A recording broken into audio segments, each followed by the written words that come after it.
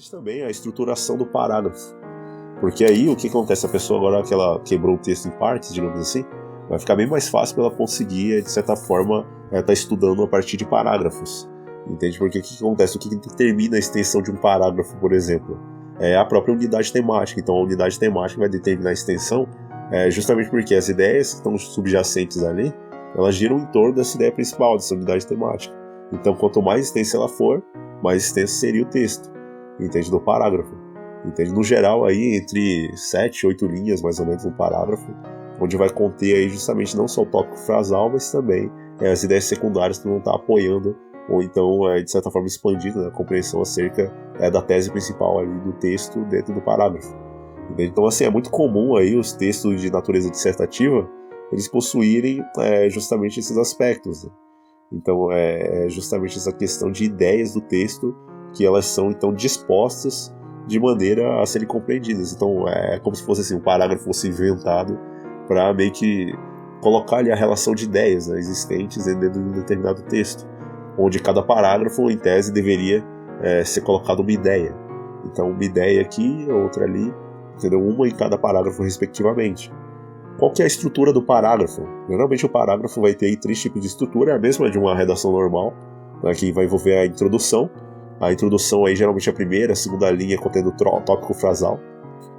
Geralmente a primeira e a segunda linha contendo o tópico frasal, que é simplesmente essa composição aí de certas frases que vão apresentar a tese ali de maneira sintética e o objetivo daquele parágrafo. Entende? A ideia principal do parágrafo definindo aí o objetivo. No desenvolvimento seriam então as ideias ali subjacentes que vão estar sendo utilizadas para sustentar aquele tópico frasal, disposto nas primeiras linhas justamente. Então o desenvolvimento vai ser a apresentação aí das ideias secundárias que fundamentam e esclarecem o tópico frasal. E aí tem também a conclusão de parágrafo. Geralmente nos parágrafos você não tem assim, uma conclusão geralmente, tá? Nem sempre está presente aí, e muitas vezes há muitos parágrafos muito curtos, simples, que acabam não tendo nenhuma conclusão. Então é necessário aí ver o seguinte, que dentro da conclusão se retoma a ideia do tópico frasal, ou seja, se volta à ideia central do texto, ou do parágrafo, digamos assim, e aí isso aí vai levar em consideração aquilo que foi posto também dentro do desenvolvimento. Então na estrutura do parágrafo você tem introdução, desenvolvimento e conclusão, entende? Então os parágrafos eles vão ter justamente esses pontos nesse sentido. Geralmente nas dissertações escolares, a estrutura geralmente do texto vai envolver aí entre 4 e 5 parágrafos. Você pega a redação do Enem, ou então qualquer outro tipo de redação aí para algum vestibular, geralmente a estrutura é essa, 4 ou 5 parágrafos, sendo que um parágrafo é para a introdução, 2 ou 3 para o desenvolvimento e aí um último parágrafo para a conclusão. Então é muito importante você ter em mente essa estrutura, porque isso faz a total diferença, porque ela vai organizar a forma das ideias de quem está escrevendo, e para quem está lendo aquele tipo de texto, vai facilitar muito a compreensão, porque o cara já vai olhar, vai bater o olho. Aqui na introdução você tem o tópico frasal, vai ter a tese do cara, vai ter algumas ideias, né, que vão estar ali circulando, né, a respeito dessa questão do tópico frasal, a ideia principal ali do texto, o que ele vai estar falando. E aí cada parágrafo, posteriormente, né, desses 2 ou 3 parágrafos, você vai ter ideias, cada parágrafo com uma ideia diferente, e aí fecha com uma conclusão, entendeu? Geralmente aí terminando com algum tipo de proposta de intervenção, alguma coisa do tipo, tá? E aí é importante estar vendo alguns outros detalhes a respeito disso, né? Por exemplo, tem lá os parágrafos narrativos, que geralmente vão ser encontrados aí em narrativas, onde você observa ali justamente a ideia central do texto a partir de um parágrafo, que é chamado então de incidente, tá? O episódio curto, tá? Dentro das narrativas, obviamente, a ideia central do texto do parágrafo é um incidente, então temos justamente esse ponto, onde há também predomínio de verbos de ação e também, inclusive, indicações de circunstâncias, né, dos fatos, porque como é uma narrativa, ela acontece em algum lugar, né, alguma região ali, e aí é necessário ver justamente essas descrições, entendeu? E aí os verbos de ação são muito importantes. E existe também questão de representação das falas dos personagens, porque cada parágrafo, muitas vezes eles não podem assim, necessariamente estar se confundindo com o narrador, ou então com um personagem e outro. Então, basicamente, os parágrafos eles servem para representar as falas dos personagens. E aí, dentro de um contexto de discurso direto, a fala de um personagem ela deve corresponder a um parágrafo, para que a fala, obviamente, não se confunda nem com o narrador, nem com outro personagem. No caso dos parágrafos descritivos, a ideia central ocorre quando um quadro, aí, no caso, é feito. onde você tem justamente a fragmentação do que está sendo descrito. E aí justamente tem aí os elementos, né? Pessoas, paisagens, ambientes, entendeu? Então, a partir do momento que se altera esse quadro de descrição, tá? Que é justamente a ideia central do texto, aí você tem um novo parágrafo. Então, cada descrição em um parágrafo específico, não tem como embolar, senão fica muito difícil para quem está lendo conseguir entender. Entende? Então, assim, geralmente esses parágrafos descritivos eles vão apresentar as mesmas características da própria descrição, né? Que é o predomínio dos verbos de ligação, emprego de adjetivos e também as orações justapostas ou coordenadas, né? Que geralmente vão estar aí vinculadas à descrição de fatos, lugares, paisagens, ambientes e etc. Entende? Geralmente a estruturação dos parágrafos aí, eles são geralmente compostos, obviamente, por períodos, tá? Em que eles desenvolvem determinada ideia central e também ideias secundárias, a partir da caracterização e também pelo recuo aí da margem esquerda, né, que vai caracterizar justamente o parágrafo, e permite ao leitor acompanhar o desenvolvimento do texto em seus diferentes estágios. Então, em diferentes estágios, é possível observar em cada parágrafo, né, quando o texto é bem construído, é bem, de certa forma, colocado ali estruturalmente, se permite, então, ao leitor conseguir acompanhar esse desenvolvimento do texto de forma lógica, entendeu? De forma ali, acompanhar esse desenvolvimento em diferentes estágios. Então, cada parágrafo tendo a sua ideia particular, os seus pormenores ali, e, digamos assim, o seu respectivo tópico frasal que concorde com, digamos assim, o tópico frasal geral, entendeu? Do texto, entende? Que vai envolver justamente esse ponto de compreensão, de interpretação ali na hora. Geralmente o tamanho do parágrafo tem que seguir, obviamente, o bom senso, mas no geral o parágrafo geralmente é mais longo do que o período e menor do que uma página impressa. Aí o bom senso vai ser a regra geral de determinação da extensão do parágrafo. E aí existem, no caso, aí, tipos, né? Geralmente parágrafos curtos aí colocados em textos pequenos, ou então para pessoas ali, no caso, que não tem uma formação cultural tão elevada, livros didáticos, né? Então vai envolver justamente esses pontos. No caso do tamanho do parágrafo, no geral, o parágrafo ele é mais longo que um período e também é menor do que uma página impressa, né? Isso daqui é muito importante também, tá vendo? Porque o bom senso e a regra geral, no caso da determinação da extensão do parágrafo. Existem geralmente parágrafos curtos, que geralmente vão estar aí nos textos pequenos, também historinhas, feitas aí muitas vezes para leitores leigos, ou então que não tem uma formação cultural tão elevada. E aí geralmente presente também livros didáticos, também revistas. Geralmente esses parágrafos curtos eles servem aí para meio que fazer uma transição, ou até mesmo facilitar a compreensão de quem está lendo, de forma que ela não canse muito, né? Porque parágrafos longos infelizmente têm essa propriedade, tá?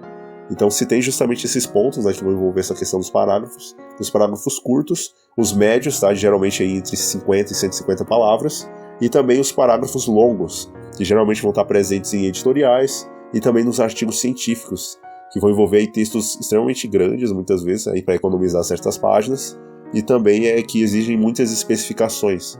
Inclusive, alguma questão também de meio que adequação de linguagem, muitas vezes, para quem não está entendendo e tal. Então você tem pormenorizações assim, muito maiores, e obviamente os artigos científicos editoriais eles vão ter parágrafos longos aí, às vezes acima de 8 linhas, né? Às vezes até alguns livros mais complexos, livros acadêmicos também, vão ter parágrafos longos. E aí é importante, né, cada leitor ver qual que é o que mais agrada, digamos assim. Mas lembrando que é interessante ter familiaridade com todos os tipos de textos, e principalmente esses parágrafos longos, né? Uma vez que eles ajudam muito nessa questão cognitiva, né? O passo que a pessoa vai estar ali simplesmente fazendo esse exercício mental de estar meio que tentando aprender, né, as ideias principais de um texto longo, feito em um parágrafo longo, né? Então é muito importante isso para o desenvolvimento cognitivo. Outros aspectos também importantes que ajudam na compreensão do texto é a própria ordenação do desenvolvimento do parágrafo. Geralmente os parágrafos eles podem aí conter um certo desenvolvimento feito por indicações de espaço, indicações de tempo, enumeração, contrastes, causa-consequência, ou até mesmo uma explicitação, entendeu? E cada aspecto tem ali a sua particularidade, ali, alguns termos também que poderiam ser usados. Por exemplo, no caso dessa questão de indicações de espaço, os advérbios, locuções adverbiais de lugar, locuções prepositivas e adjuntos adverbiais cabem muito bem. No caso do tempo, aí, os advérbios, as locuções adverbiais de tempo, conjunções, adjuntos adverbiais de tempo. Entendeu? Na enumeração também, geralmente citações aí, características feitas após 2 pontos, desde primeiro, segundo, terceiro, etc. Questão de contraste, geralmente é feita através de paralelos de diferença, conjunções adversativas, um mas, no entanto, porém, né? Conjunções proporcionais, comparativas, entende? Então tudo isso vai estar ajudando nessa questão de utilizar, obviamente, o contraste, né, para estar ocorrendo o desenvolvimento do parágrafo. Causa e consequência, geralmente feitas aí por conjunções e locuções conjuntivas ou conclusivas, entende? Essa questão mais de conjunções também explicativas, que vão justamente trazer essa questão de causa e consequência. E ainda a explicitação, né, porque vai ser uma questão de esclarecimento do assunto. Tá? Então, tendo aí essa questão justamente de elementos justificativos dentro de uma ideia que é construída. Tá? Sobre o tópico frasal, basicamente o tópico frasal vai ser a ideia central do parágrafo. Tá? É essencial a pessoa estar descobrindo o tópico frasal, geralmente ele vai estar disposto na primeira linha, no máximo na segunda linha do parágrafo, justamente para facilitar, né, mas obviamente para aqueles que escrevem bem.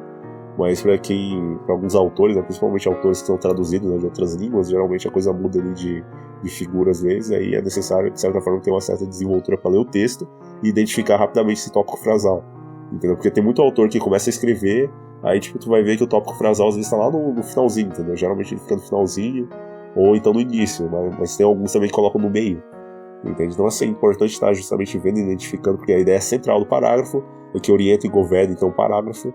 Ela também aí é composta por vários períodos secundários ou periféricos que vão tentar explicar algo sobre, entende? É como se fosse um roteiro, né, de escrita do parágrafo, e também a tese ou a ideia central do parágrafo, entende? Então justamente é algo que vai demandar aí bastante explicações ou desdobramentos. Então basicamente aí temos aí a ideia do tópico frasal.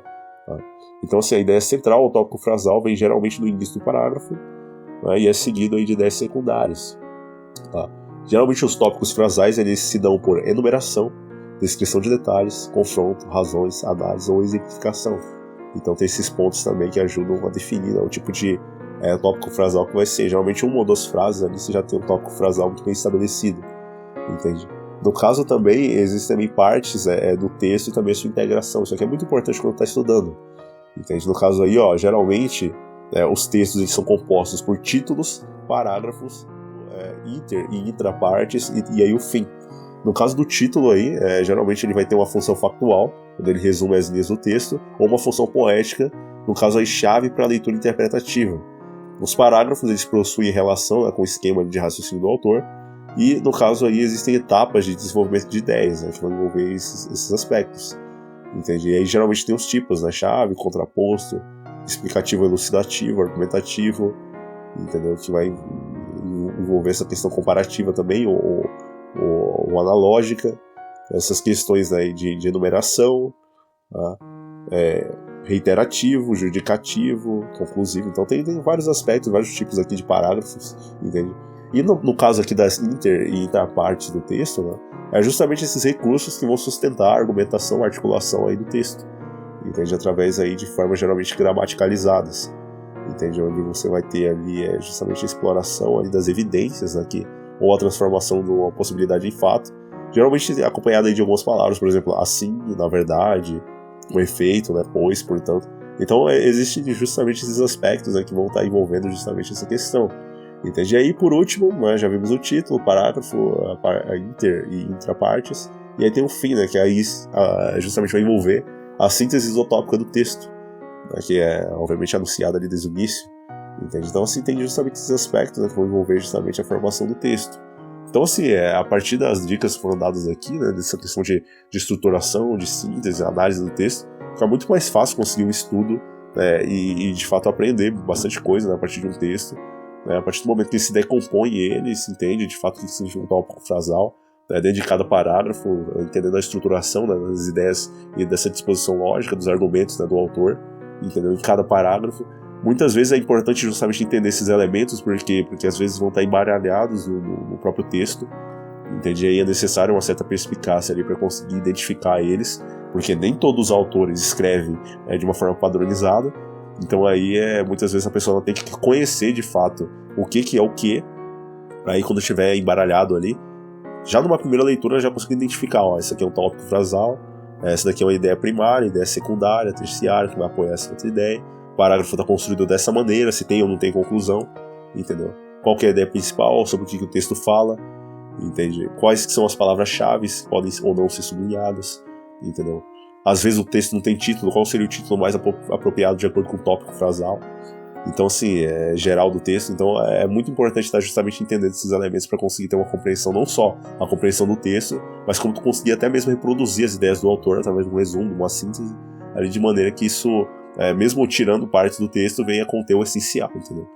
O texto de fato enxuto, bem resumido, para alguma outra pessoa, alguma resenha crítica nesse sentido, entende? Então é importante estar justamente entendendo esses pontos, esses resumos, né, que vão envolver esses pontos aí, para poder conseguir estudar, entende? Porque justamente se estuda escrevendo, e a partir disso se consegue então ter uma visão bem mais clara desses pontos. Valeu aí, até mais.